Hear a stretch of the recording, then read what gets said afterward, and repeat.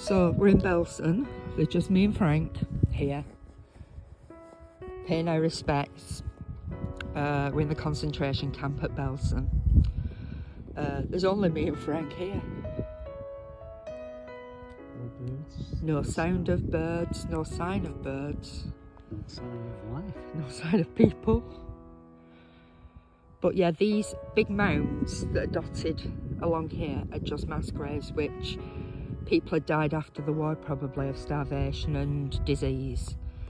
So yeah, God bless them all.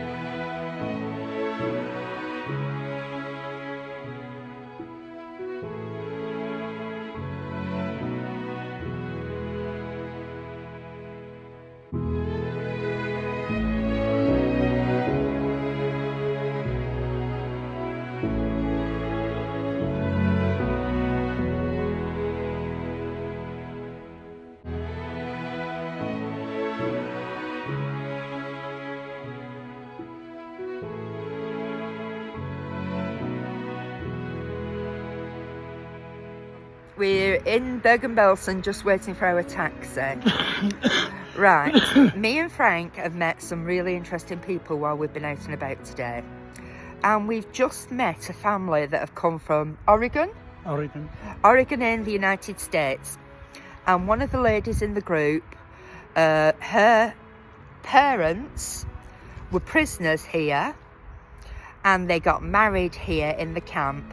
They got liberated here and they moved to Oregon, and that's where she was born. So thankfully there are survivors and she's just proof of it. So Frank, in his wisdom, decided to speak to the man and said, "Oh, hello," and shook his hand and stuff. And then he said, he's got Tourette's. He has got political Tourette's. Said, "Frank," and Frank said to this man, "What do you think about Trump?" Well, this man said, "Oh, he's my saviour, he's my hero." At this point, Lynn interjected and said, "Frank, we need to go and get a taxi."